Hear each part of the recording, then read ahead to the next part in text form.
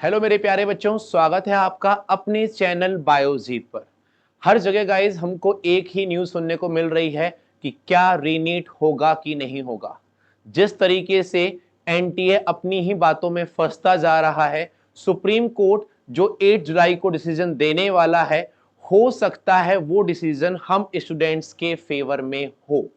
तो गाइज मेरी आपसे एक छोटी सी रिक्वेस्ट ये है कि अगर एनटीए ने 8 जुलाई के बाद 15 डेज या 30 डेज का टाइम देकर आपको फिर से रीनीट कराने के लिए परमिशन दे दी, तो क्या उस 1 मंथ में हमारी तैयारी फिर से उतनी हो जाएगी जितनी हम ऑलरेडी कर चुके हैं। क्योंकि ऑलरेडी 5 मई के बाद 1.5 मंथ या 2 मंथ का गैप हो जाएगा और बच्चे अभी तक यही परेशान हैं कि हमारा एग्जाम होना है कि नहीं होना है।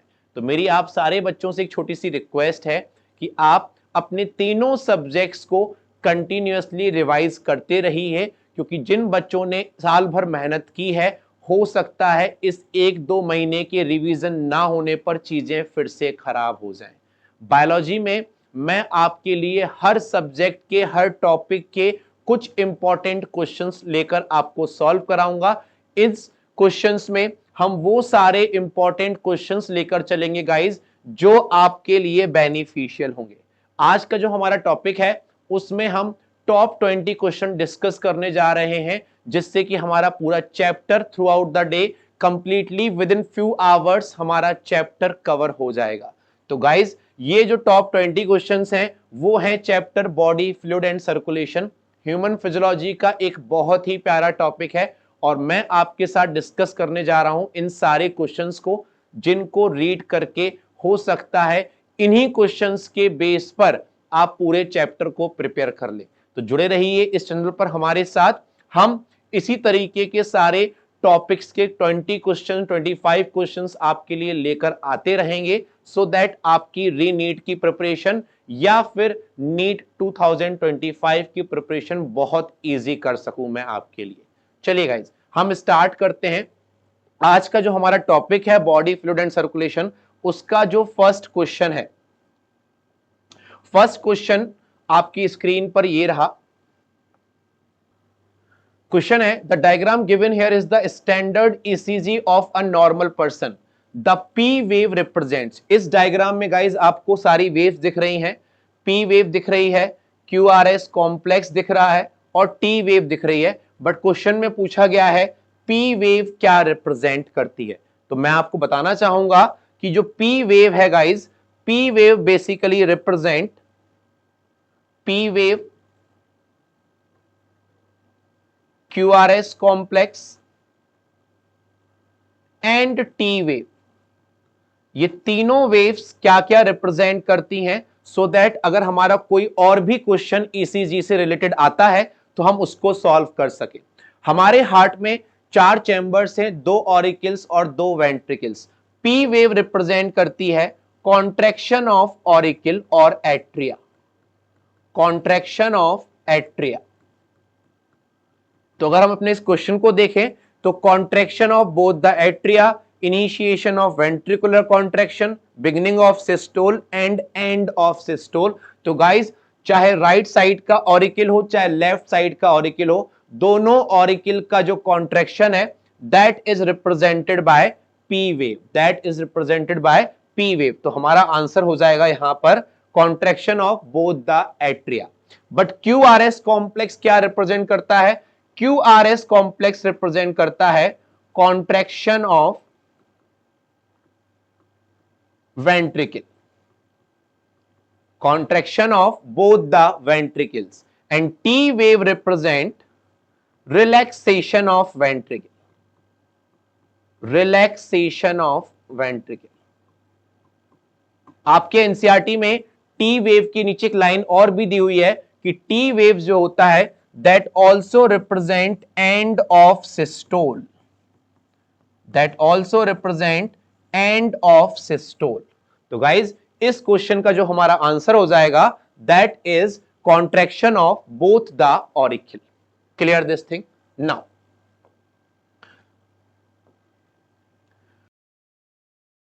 अब देखिए बच्चों, जो हमारा सेकंड क्वेश्चन है, विच one of the following human organ is often called the graveyard of RBC. कहां पर आरबीसी अपने 120 डेज कंप्लीट करने के बाद डिस्ट्रॉय होती है। एज वी नो, जब आरबीसी का फॉर्मेशन होता है तो आरबीसी लिवर में भी बनती हैं, स्प्लीन में भी बनती हैं। बट बच्चों, जब हम बात करते हैं कि आरबीसी का डिस्ट्रक्शन कहां पर होता है, तो आरबीसी का डिस्ट्रक्शन होता है स्प्लीन में। मैं आपको बता दूं, स्प्लीन से रिलेटेड 2 से 3 पॉइंट्स जो आपको हमेशा काम आएंगे। Spleen is a lymphoid organ. Spleen एक लिम्फॉइड ऑर्गन है, जहां पर जब कोई फॉरेन पार्टिकल्स एंटर करते हैं गाइस, तो स्प्लीन में प्रेजेंट होती हैं लिम्फोसाइट्स, स्प्लीन में प्रेजेंट होती हैं फैगोसाइट्स, जो उन एंटीजन्स को और फॉरेन पार्टिकल्स को डिस्ट्रॉय करती हैं। तो spleen contain lymphocytes and phagocytes।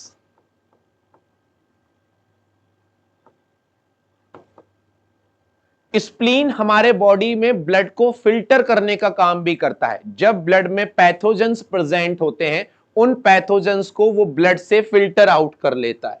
तो it filter blood micro organisms और ब्लड पैथोजेंस। एंड जैसा कि मैंने आपको बताया पहली स्लाइड में कि स्प्लीन जो होता है that also act as a reservoir of RBCs, यानी स्प्लीन में आरबीसीज बनती हैं, रिजर्वॉयर ऑफ आरबीसीज। इन पॉइंट्स के अलावा स्प्लीन से कोई भी क्वेश्चन आपके नीट लेवल पर बाहर नहीं जाएगा बच्चों। तो spleen is considered as a graveyard of RBC, और ये 3 से 4 पॉइंट जो हमारे नीट लेवल पर स्प्लीन से रिलेटेड पूछे जा सकते हैं आपसे। चलिए हम मूव करते हैं अपने नेक्स्ट थर्ड इंपॉर्टेंट क्वेश्चन की तरफ। Person with blood group A B is considered as a universal recipient. A B blood group है पर्सन का, और पर्सन को हम क्या बोल रहे हैं, universal recipient, because he has. देखिए बच्चों, जब हम बात करते हैं ब्लड ग्रुप की, ब्लड ग्रुप में A blood group, B blood group, A B blood group and O blood group, हमारे जितने भी ब्लड ग्रुप्स होते हैं ये सब डिसाइड होते हैं on the basis of antigen present on RBC surface, on the basis of antigen present on RBC surface. तो अगर आरबीसी की सरफेस पर ए एंटीजन है तो हमारा ब्लड ग्रुप होगा ए, बी एंटीजन है तो ब्लड ग्रुप होगा बी। अगर दोनों एंटीजन प्रेजेंट हैं तो हमारा ब्लड ग्रुप होगा ए बी, और अगर कोई भी एंटीजन नहीं है तो हमारा ब्लड ग्रुप होगा ओ। अब यहां बात हो रही है ए बी ब्लड ग्रुप की। ए बी ब्लड ग्रुप में दोनों एंटीजन्स होती हैं ए और बी, बट जब हम बात करते हैं बच्चों एंटीबॉडीज की, तो ए बी ब्लड ग्रुप में कोई भी एंटीबॉडी नहीं होता। हमारे ब्लड ग्रुप के रूल्स क्या बोलते हैं कि अगर हमारे आरबीसी की सरफेस पर कोई एंटीजन प्रेजेंट है तो सेम एंटीबॉडी हमारे ब्लड में नहीं होगा। तो अगर आरबीसी की सरफेस पर ए और बी एंटीजन है तो ए और बी एंटीबॉडी हमारे ब्लड में नहीं होंगे। चलिए हम ऑप्शंस देखते हैं। Both A and B antigen on RBCs but no antibodies in the plasma. देखिए पहला ही हमारा पॉइंट मेंशन मैच कर गया है, बट गाइज हमें हमेशा सारे ऑप्शंस रीड करने हैं। Both A and B antibodies in the plasma, ये गलत हो गया। No antigen and no antibody, ये तो बिल्कुल ही गलत है। Both A and B antigen in the plasma but no antibodies, देखिए ये और ये ऑप्शन, बट गाइज मैंने आपको पहले ही बताया ए और बी जो एंटीजन्स होते हैं वो प्लाज्मा में नहीं होते। कहां होते हैं वो, आरबीसी की सरफेस पर होते हैं। कहां होते हैं, आरबीसी की सरफेस पर। तो यहां पर हमारा आंसर क्या हो जाएगा, A. Clear this thing now. Match the items given in column first and column second. यहां पर 2 कॉलम दिए हुए हैं। कॉलम फर्स्ट में नाम दिया हुआ है tricuspid valve, bicuspid valve and semilunar valve. मैं आपको बता दूं ये सारे वेल्व्स हमारे हार्ट में प्रेजेंट होते हैं। ट्राइकस्पिड वेल्व प्रेजेंट होता है हमारे राइट एट्रियोवेंट्रिकुलर सेप्टम पर। देखिए यहां पर लिखा होगा right auricle and right ventricle. Tricuspid valve होता है राइट एट्रियोवेंट्रिकुलर सेप्टम पर। बाइकस्पिड वेल्व, जिसको हम एक नाम और भी देते हैं बच्चों, mitral valve, what it called mitral valve, and it is located between left side of heart, between left auricle and left ventricle. Remaining कौन सा बचा हमारा? Semilunar valve. मैं आपको बताना चाहूंगा सेमीलुनार वेल्व दो टाइप के होते हैं। एक जो प्रेजेंट होता है, यहां पर लिखा हुआ है between right ventricle and pulmonary artery. Right ventricle से जो पल्मोनरी आर्टरी जाती है उसमें यह वेल्व होता है।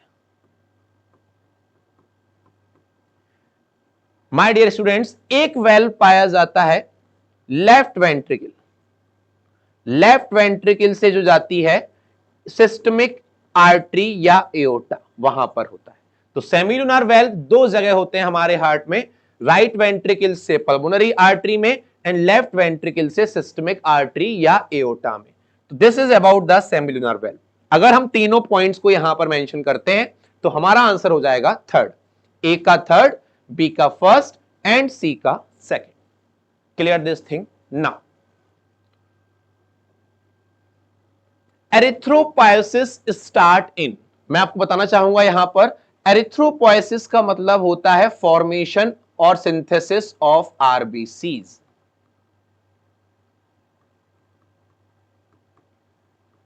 Formation of RBCs is called erythropoiesis. Formation of blood is known as hemopoiesis. Formation of blood is known as hemopoiesis.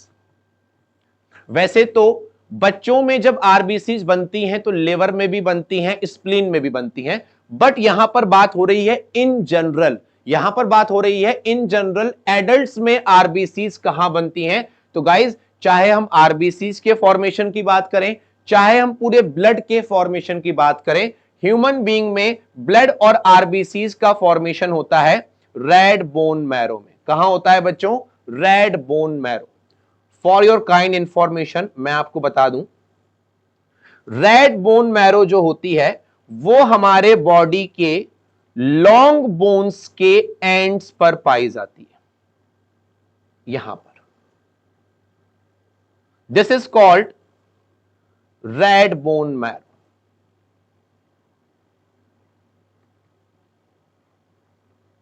And bone के बीच में शेफ्ट रीजन पर पाई जाती है yellow bone marrow. It contain fat, that's why it's called yellow bone marrow. तो हमारे long bones में दो टाइप की बोन मैरो होती है बच्चों, one is said to be red bone marrow and one is said to be yellow bone marrow. अगर red bone marrow में ब्लड की डेफिशिएंसी हो रही है, red bone marrow properly develop नहीं हो पा रही है, तो at the time of emergency yellow bone marrow का कुछ पार्ट कन्वर्ट होकर क्या बना लेता है? Red bone marrow. क्या बना लेता है बच्चों? Red bone marrow. तो guys, these are the different questions जो हमारे नीट लेवल पर पूछे जाने के मोस्टली चांसेस हैं। तो गाइज, इन सारे क्वेश्चंस को एक बार आप गो थ्रू कीजिएगा। देखिए, which of the following animals have two separate circulatory pathway? यहां पर वर्ड दिया हुआ है two separate circulatory pathway। यहां पर हम बात कर रहे हैं बच्चों डबल सर्कुलेशन की। किसकी बात कर रहे हैं? Double circulation.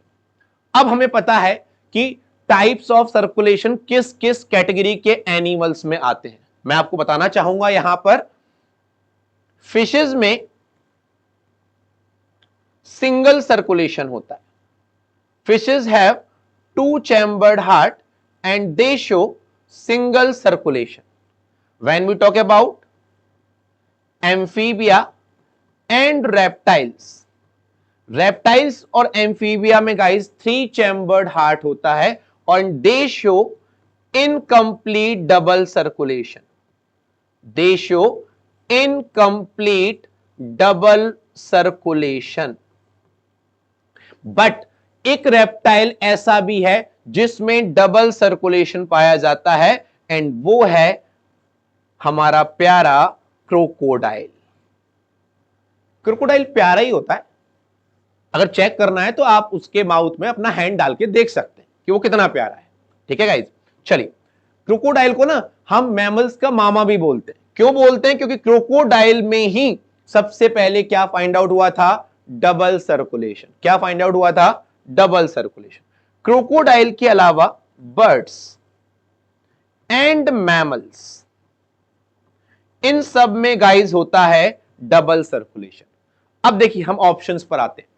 शार्क में डबल सर्कुलेशन, फिश है शार्क, नहीं होगा। फ्रॉग, लिजर्ड, ये सब रेप्टाइल्स एम्फीबिया हैं, इनमें भी नहीं होगा। क्या होगा हमारा answer? Blue whale. Blue whale belongs to which class? Mammalia. Class mammalia, इसलिए आंसर क्या हो जाएगा गाइज? Blue whale. कोई भी बर्ड, क्रोकोडाइल और मैमल्स का अगर यहां पर एग्जाम्पल होगा तो that will represent two separate circulatory pathway. And guys आपको पता है डबल सर्कुलेशन में दो टाइप के सर्कुलेटरी पाथवे होते हैं, एक पल्मोनरी सर्कुलेशन और दूसरा systemic circulation. Clear this thing now? The hepatic portal vein drains blood to liver from. यहां पर बहुत सारे बच्चों को कंफ्यूजन होता है कि सर एक्चुअली पोर्टल वेन होती ही क्या है। देखो बच्चों, एक है ऑर्गन और एक है हमारा प्यारा सा हार्ट। हार्ट तो एक ही है सबके पास। हां, कुछ लोगों के पास चैम्बर्स बहुत ज्यादा होते हैं हार्ट में, जिसमें लोग बहुत सारे लोगों को बिठा के रखते हैं। देखिए बच्चों, ऑर्गन से जो हार्ट में ब्लड वेसल जाती है वो कहलाती है वेन। क्या कहलाती है बच्चों? वेन। आर्टरी जो हार्ट से ऑर्गन में जाती है और वेन जो ऑर्गन से हार्ट में जाती है। बट अब यहां पर बात आ रही है, what do you mean by portal vein? देखिए गाइस, एक ऑर्गन और यहां पर हार्ट की जगह हमने ले लिया दूसरा ऑर्गन। अब इन दोनों ऑर्गन के बीच में जो ब्लड वेसल है, इन दोनों ऑर्गन के बीच में जो ब्लड वेसल है guys, this blood vessel is called portal vein. तो the vein which starts from capillaries and which ends on capillaries is known as portal vein। और वो पोर्टल वेन जो लिवर में जा रही है, कहां जा रही है? लिवर में, that is called hepatic portal when. अब क्वेश्चन क्या है बच्चों? देखिए, जब भी आप कोई क्वेश्चन सॉल्व करें, उस क्वेश्चन के प्रॉपर जो क्वेश्चन में स्टेटमेंट दिया है उसको आपको ब्रेन में रखना है, और सारे आपके जितने भी ऑप्शंस हैं इससे रिलेटेड फ्यूचर में क्या क्वेश्चन बन सकता है वो भी आपके ब्रेन में होना चाहिए। देखिए गाइस, हेपेटिक पोर्टल वेन में एक ऑर्गन तो हो गया लिवर, दूसरा ऑर्गन होता है हमारा डाइजेस्टिव ट्रैक्ट।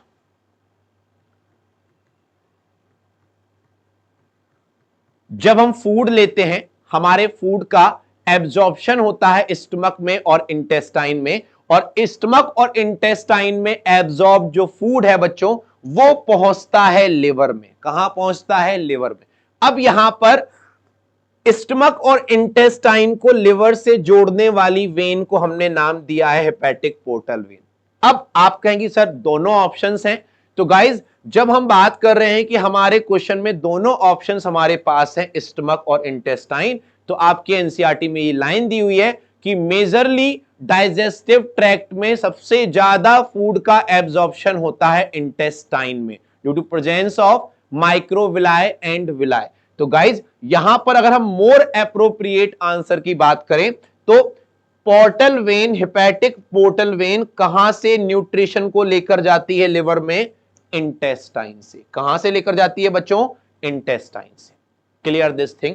तो स्टमक और इंटेस्टाइन में से हमें किसी चीज को सिलेक्ट करना है, तो then we will go with intestine. Okay, human beings में हिपैटिक पोर्टल सिस्टम होता है। जब हम बात करते हैं फ्रॉग की, फ्रॉग में हिपैटिक पोर्टल सिस्टम भी होता है और रीनल पोर्टल सिस्टम भी होता है, that is related with kidney. But human में हिपैटिक पोर्टल सिस्टम होता है, रीनल पोर्टल सिस्टम नहीं होता। अंडरस्टूड? नाउ यहां पर भी मैच द कॉलम दिया हुआ है, हमारे प्लाज्मा में प्रेजेंट तीनों प्रोटीन्स दिए हुए हैं। बहुत ही सिंपल सा क्वेश्चन है। फिब्रिनोजिन क्या करता है बच्चों? सबको पता है, ब्लड क्लॉटिंग करता है सर। ग्लोबुलिन क्या करता है? Globulin help in defence mechanism. And albumin, albumin protein size में सबसे बड़ा होता है और साइज में बड़ा होने की वजह से वो ऑस्मोलैरिटी यानी ऑस्मोटिक बैलेंस को मेंटेन करता है। तो बहुत ही सिंपल सा क्वेश्चन था यहां पर, और इसका आंसर अगर हम मैच करते हैं तो हमारा आंसर हो जाएगा गाइस डी। ए का सेकंड, बी का थर्ड एंड सी का first. Clear this thing? Understood? चलिए, adult human RBCs are enucleated. RBCs में न्यूक्लियस नहीं होता। इसका which of the following statement is are not most appropriate explanation for this feature. यहां पर हम बात कर रहे हैं कि कौन सा फीचर मोस्ट एप्रोप्रिएट है एक्सप्लेनेशन फॉर दिस फीचर, कि आरबीसीज में क्या नहीं होती? न्यूक्लियस नहीं होता। देखिए गाइस, आरबीसीज है, आरबीसीज में अगर न्यूक्लियस नहीं है तो आरबीसीज में ज्यादा से ज्यादा क्या होगा? हीमोग्लोबिन। और जब ज्यादा से ज्यादा हीमोग्लोबिन होगा, जब ज्यादा से ज्यादा हीमोग्लोबिन होगा तो guys that will carry oxygen, that will carry oxygen. तो यहां पर पूछा गया है कि आरबीसीज में न्यूक्लियस नहीं होता, तो कौन सा फीचर इसको मोस्ट एप्रोप्रिएटली एक्सप्लेन कर रहा है? तो देखिए गाइस, आरबीसी में न्यूक्लियस ना होने की वजह से they do not need to reproduce, ये गलत है। क्यों गलत है?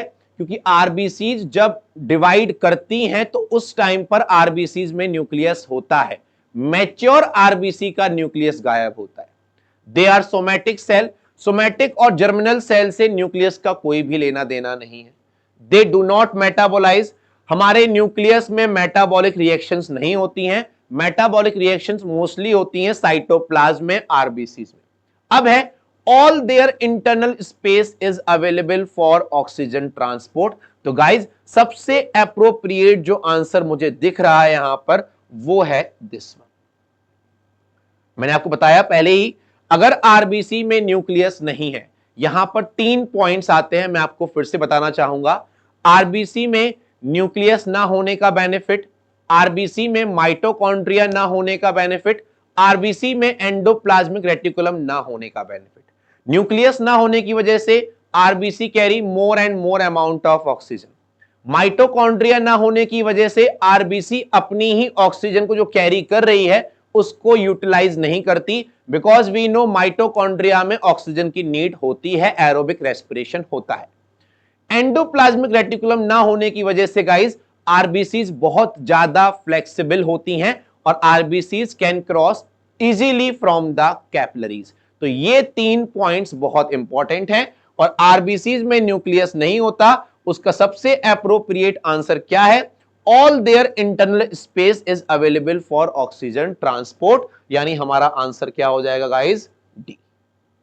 Understood this thing? चलिए आगे देखिए, what would be the heart rate of a person if the cardiac output is 5 litre? Cardiac output कितना दिया है बच्चों? 5 litre. blood volume at the end of ventricle is 100 ml and at the end of ventricular systole is 50 ml। देखिए guys, मैं आपको बताऊं, यहां पर क्वेश्चन है कि कार्डियक आउटपुट दिया हुआ है।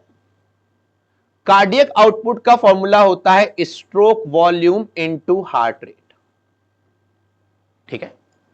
अब हमें निकालना है हार्ट रेट।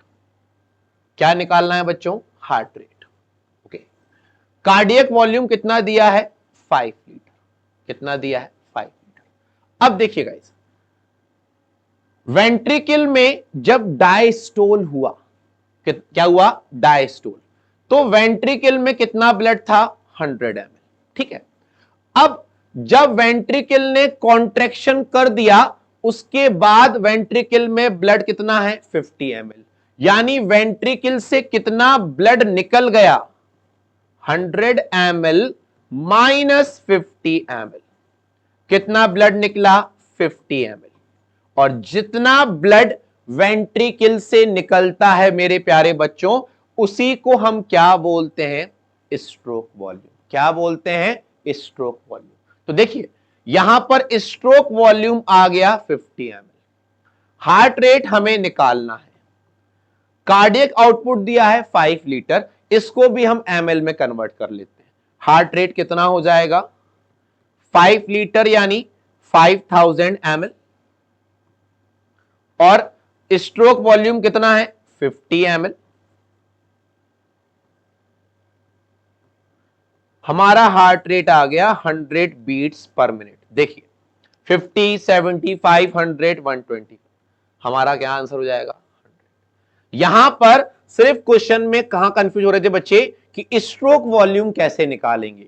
तो मेरे प्यारे बच्चों, जब हम बात करते हैं स्ट्रोक वॉल्यूम की, तो स्ट्रोक वॉल्यूम वो वॉल्यूम होता है जो वेंट्रिकल ब्लड पंप करता है। अब पंप करने के बाद बच रहा है 50 ml, पहले था 100 ml, तो कितना ब्लड निकला पंप करने पर? That is 100 minus 50, that is 50 ml। Clear this thing? उसके अकॉर्डिंग ये क्वेश्चन अपना सॉल्व हो जाएगा। चलिए, all the components of the nodal tissue are auto excitable. Human heart is myogenic in nature. SA node, AV node, bundle of His, Purkinje fibres, क्या लिखा है? Auto excitable, अपनी खुद की speed. Why does the SA node act as a normal pace maker? देखो बच्चों सुनिए मेरी बात, हम ऐसे नोड को ही पेस मेकर क्यों बोलते हैं? हमारा जो हार्ट का कंडक्शन होता है वो स्टार्ट होता है ऐसे नोड से। ऐसे नोड से इंफॉर्मेशन आती है एवी नोड, एवी नोड से इंफॉर्मेशन आती है, देखिए गाइस, ऐसे नोड से इंफॉर्मेशन आती है एवी नोड पर, एवी नोड से इंफॉर्मेशन आती है bundle of his, and bundle of हिस से इंफॉर्मेशन आती है परकिंजे फाइबर्स के पास। इस साल के नीट में भी क्वेश्चन था, सीक्वेंस पूछा गया था, वहां एवी बंडल एक वर्ड ऐड किया गया था। तो माय डियर स्टूडेंट्स, यहां पर ऐसे नोड पेस मेकर कहलाता है क्योंकि जो कॉन्ट्रैक्शन या हार्ट रेट स्टार्ट होता है या डीपोलराइजेशन होता है वो ऐसे नोड से ही होता है। कहां से होता है? ऐसे नोड से। और जो हमारा हार्ट रेट या हार्ट बीट होता है उतना ही इंपल्स स्टार्ट होता है ऐसे नोड से, that is 70 to 75 times per minute, जिसका एवरेज होता है 72। कितना होता है बच्चों? 72। देखिए, SA node has the lowest rate of depolarization, SA node is the only component, only SA node convey the action potential, SA node has the highest rate of depolarization. देखिए आप यहां पर कंफ्यूज नहीं होंगे, ऐसे नोड अगर हमारा खराब हो जाता है तो एवी नोड भी अपनी इंपल्स प्रोड्यूस कर सकता है। तो ऐसे node is not the only component, ये भी गलत हो गया। अब यहां पर है only SA node can convey the action potential, but बच्चों ऐसे नोड ने तो स्टार्ट किया था, कन्वे कौन कर रहा है? एवी नोड, फिर कौन कन्वे कर रहा है? बंडल ऑफ हिस, फिर कौन कन्वे कर रहा है? परकिंजे फाइबर्स। तो ये भी हमारा गलत हो गया। तो लास्ट ऑप्शन क्या बचता है? SA node has the highest rate of depolarisation.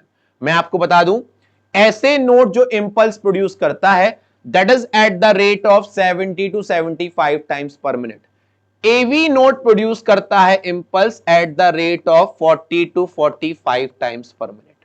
तो सबसे ज्यादा हाईएस्ट रेट ऑफ कॉन्ट्रैक्शन और डीपोलराइजेशन किसका है? ऐसे नोड का है। किसका है बच्चों? ऐसे नोड का।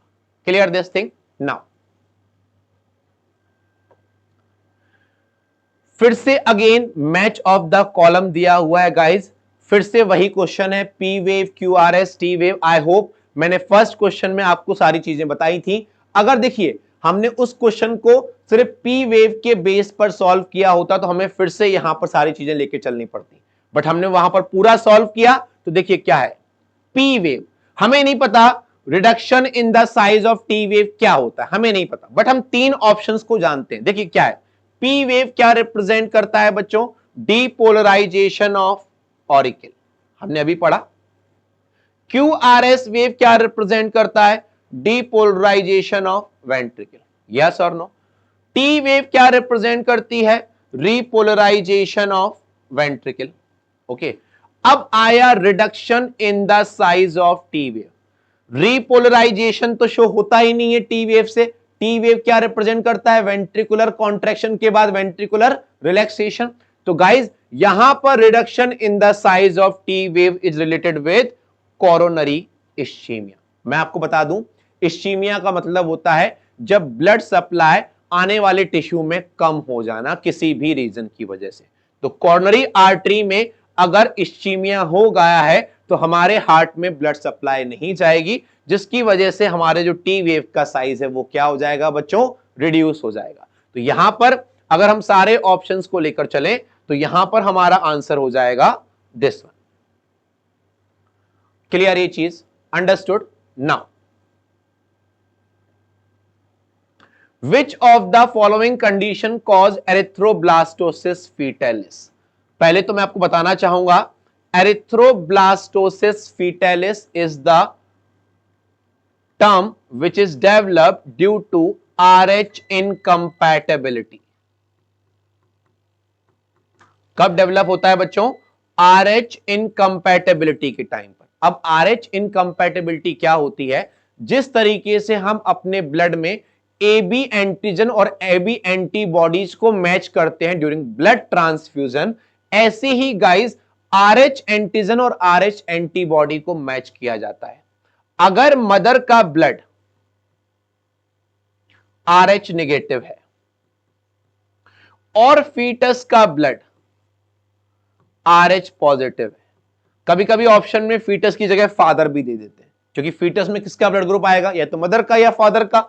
मदर का है RH नेगेटिव तो फादर का आया, फीटस में कौन सा, RH पॉजिटिव।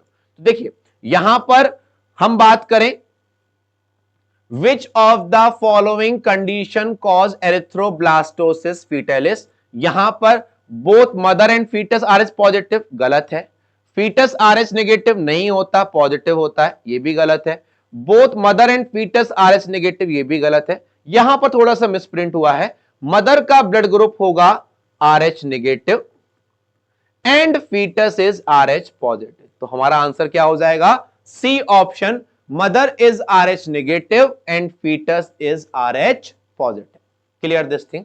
नाउ यहां पर एक बात बहुत ध्यान देने वाली है कि जब RH इनकम्पैटिबिलिटी डेवलप होती है तो फर्स्ट फीटस को प्रॉब्लम नहीं होती, उसकी डिलीवरी हो चुकी होती है। इसके बाद जो सेकंड फीटस होता है बच्चों,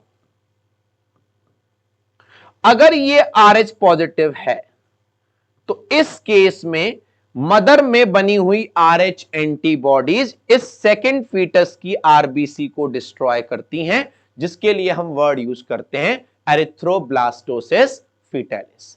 clear this thing, understood. Now next question है statement wise, the blood clotting is formed of network of threads called thrombins and spleen is called graveyard of RBC। यहां पर दो स्टेटमेंट्स दिए हुए हैं और पूछा गया है मोस्ट एप्रोप्रिएट स्टेटमेंट्स क्या होंगे। देखिए guys, the कोएगुलम is formed of network of threads called thrombin and spleen is called graveyard of RBC। Spleen is called graveyard of RBC, ये स्टेटमेंट बिल्कुल सही है हमारा। स्टेटमेंट फर्स्ट है, जो क्लॉट बनता है ब्लड क्लॉटिंग के टाइम पर, that called thrombin, but guys इसको हम बोलते हैं फाइब्रिन। क्या बोलते हैं, फाइब्रिन। क्या बोलते हैं बच्चों, फाइब्रिन। तो फर्स्ट स्टेटमेंट हमारा रॉन्ग है, यानी statement 1 is incorrect and statement second is correct. तो हमारा यहां पर आंसर क्या हो जाएगा बच्चों, A. Clear this thing, understood. Now which one of the following statement is correct, यहां पर पूछा गया है कौन सा स्टेटमेंट करेक्ट है। देखिए increase ventricular pressure cause closing of the semilunar valve. जब वेंट्रिकल का प्रेशर बढ़ता है, वेंट्रिकुलर सिस्टोल होता है, ब्लड जाता है रिस्पेक्टिव आर्टरीज में और वेल्व्स ओपन होते हैं, ना कि close. Clear? The atrioventricular node generate an action potential to stimulate atrial contraction।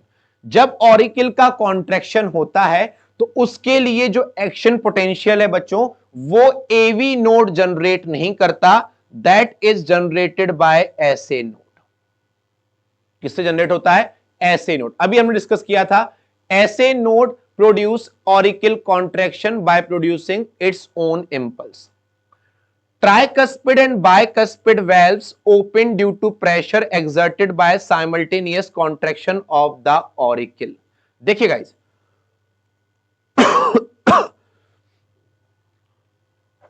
Tricuspid और बाइकस्पिड वाल्व ओपन हो जाते हैं। क्यों ओपन हो जाते हैं?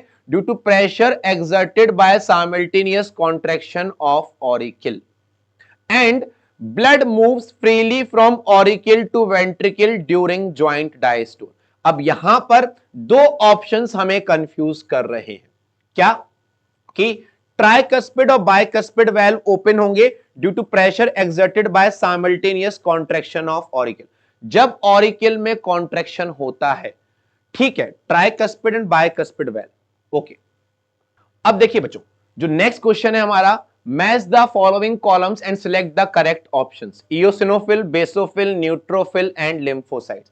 इन चारों WBC की सेल्स के फंक्शंस को हमें मैच करना है। जब हम बात करते हैं बच्चों इयोसिनोफिल्स की, इयोसिनोफिल्स जो होती हैं वो होती हैं एलर्जिक रिएक्शंस में एक्टिवेटेड। किस रिएक्शन में एक्टिवेटेड होती हैं? एलर्जिक रिएक्शंस में। Allergic reactions. बेसोफिल्स जो होती हैं, बेसोफिल्स इन्फ्लामेशन में इन्वॉल्व होती हैं and they release histamine, serotonin and you can say heparin. यहां पर अगर हम बात करें कि हिस्टामिन, सेरोटोनिन और हेपेरिन कहां से रिलीज हो रहा है, तो वो भी हम देखते हैं। न्यूट्रोफिल्स परफॉर्म करती हैं phagocytosis, phagocytosis and lymphocytes involve in immune response. किसमें इन्वॉल्व होती हैं बच्चों? Immune response. तो देखिए, न्यूट्रोफिल और लिम्फोसाइट्स। अब हम आते हैं इन चार ऑप्शंस पर। Immune response, phagocytosis, release histamine, release granules containing histamine and यहां पर दिया है डिस्ट्रक्टिव एंजाइम्स आल्सो। अब देखिए बच्चों, कई बार बच्चे कंफ्यूज होते हैं कि सर इयोसिनोफिल भी और बेसोफिल भी हिस्टामिन यहां लिखा हुआ है, अब हम क्या करें? तो गाइस घबराने की जरूरत नहीं है। देखिए, न्यूट्रोफिल का ऑप्शन क्या मिल रहा है हमको? फैगोसाइटोसिस। सी का सेकंड, देखिए सी यहां पर दो जगह सेकंड है, ठीक है, और डी का है इम्यून रिस्पॉन्स। डी फर्स्ट कहां है? Immune response. हमने ये टिक कर दिया। ये मैंने क्वेश्चन इसलिए दिया है आपको यहां पर कि कई बार ऐसे क्वेश्चंस आते हैं जहां पर हम दो ऑप्शंस को लेकर कंफ्यूज होते हैं कि हमें क्या करना है क्या नहीं करना। घबराने की जरूरत नहीं है, जो रिमेनिंग दो ऑप्शंस हैं आप उसको मैच कीजिए। अब देखिए, यहां से मैचिंग करने पर क्या पता चल रहा है हमको? इयोसिनोफिल क्या रिलीज कर रही है? Histamine and destructive enzymes. मैं आपको बता दूं, जब एलर्जिक रिएक्शंस होती हैं, एलर्जिक रिएक्शंस में भी मास्ट सेल्स क्या प्रोड्यूस करती हैं? हिस्टामिन। क्या प्रोड्यूस करती हैं? हिस्टामिन। और बेसोफिल रिलीज कर रही हैं हिस्टामिन, तो ये भी सही है, बट यहां पर लिखा है हिस्टामिन नहीं लिखा, यहां पर लिखा है एंजाइम हिस्टामिनेज एंड अदर एंजाइम। तो जो इयोसिनोफिल है वो एलर्जिक रिएक्शंस पर ये एंजाइम्स रिलीज करती है। Clear this thing? तो इस टाइप के ऑब्जेक्टिव जो मैच द कॉलम, जो इस बार नीट 2024 में बहुत सारे पूछे गए थे, ऐसे भी हम मैचिंग कर सकते हैं और कई सारे बच्चों के मैच द कॉलम भी गलत हुए थे। तो गाइज, जब भी मैच द कॉलम करें, प्रॉपरली सारे ऑप्शंस देखें और फिर अपना आंसर टिक करें। Understood? Now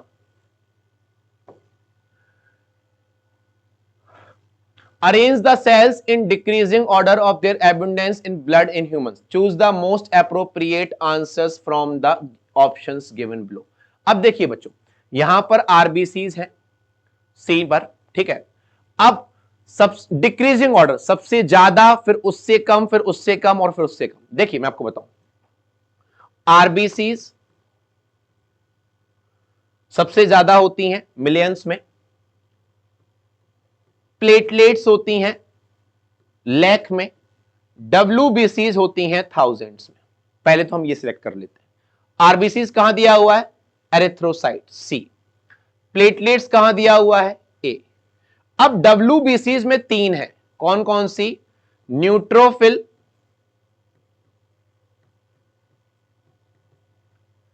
eosinophil and monocyte. हमें पांचों डब्ल्यूबीसी के परसेंटेज याद रखने। देखिए डब्ल्यूबीसीज में न्यूट्रोफिल होता है 60 to 65%, eosinophil are 2 to 3% and monocytes are 6 to 8%। तो पहले हो गई RBCs, C option, first, second. अब हम आते हैं थर्ड पर, फिर आते हैं फोर्थ पर, और ये फिफ्थ। तो सी और डी दोनों जगह दिए हुए हैं, देखिए ये भी और ये भी। अब हम करते हैं पहले फर्स्ट के बाद क्या आएगा? सेकंड, ए प्लेटलेट्स। ये हो गया हमारा आंसर। Clear this thing? तो इस तरीके से चीजें मैच की जाती हैं, अपने आप आपके ऑप्शंस एक्सक्लूड होते जाएंगे। Understood? Now which of the following animals has the 3 chambered heart? हमने पहले ही बात कर ली, एम्फीबियंस और रेप्टाइल्स में 3 चैम्बर्ड हार्ट होते हैं। Scoliodon is a dog fish, नहीं होगा। Hippocampus is also a horse fish, sea horse, नहीं होगा। टेरोपस और मैक्रोपस ये हमारे मैमल्स हैं। बचता है chelone, it's belongs to reptiles, turtles and tortoise. तो गाइज 3 चैम्बर्ड हार्ट होगा हमारे चीलॉन में। Clear this thing? Understood this one? Direct question है, मैं आपको बता दूं कभी भी fishes, amphibia, reptiles, birds, mammals ये ऑप्शन नहीं मिलते, तो हमें एनिमल किंगडम में जाकर इनके एग्जाम्पल्स याद करने पड़ेंगे। Which of the following statements are correct? ये इसी साल आपके लास्ट ईयर करंट ऑप्शन था, क्वेश्चन था ये प्रॉपर आपके एग्जाम में, नीट एग्जाम में।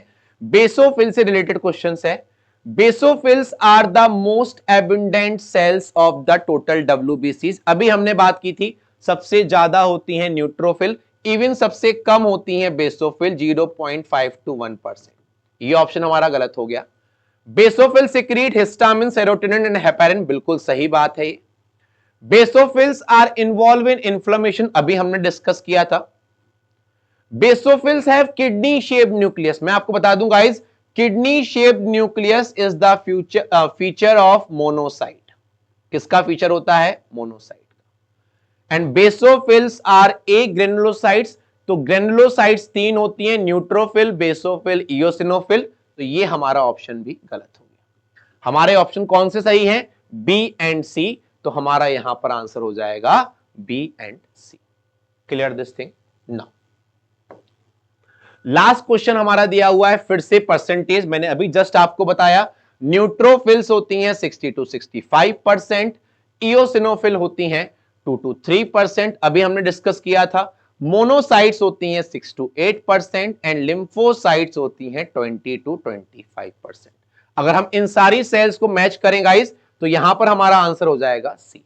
देखिए मैंने स्टार्टिंग में कुछ क्वेश्चन सॉल्व किए, वहां पर उनके सारे परसेंटेज याद किए, तो यहां पर आपके सारे आंसर्स मैच हो गए। तो गाइज सारे क्वेश्चंस को सॉल्व करने का यही एक मेथड होता है कि हम उस क्वेश्चन के चारों ऑप्शन से रिलेटेड जितनी भी क्वेरीज हैं हमारी क्लियर कर दें। तो guys this one was about all the top 20 questions of circulatory system. मेरी सारे बच्चों से एक रिक्वेस्ट है, जो भी बच्चे री नीट देने वाले हैं या नीट 2025 का एग्जाम देने वाले हैं, वो इन क्वेश्चंस को गो थ्रू जरूर करें। इन क्वेश्चंस के बाहर आपको ऑप्शंस या क्वेश्चंस मिलने के चांसेस बहुत कम है। जुड़े रहिए हमारे YouTube चैनल बायोजी के साथ for more information on the same topics. हम सारे क्वेश्चंस लेकर आएंगे आपके लिए गाइज इसी तरीके से, और सारे क्वेश्चंस को मैं आपको डिटेल में एक्सप्लेन करूंगा। अगर कोई भी डाउट है इस लेक्चर से रिलेटेड, आप कमेंट में मुझसे पूछ सकते हैं या हमसे पर्सनल व्हाट्सएप पर भी पूछ सकते हैं। Thank you so much.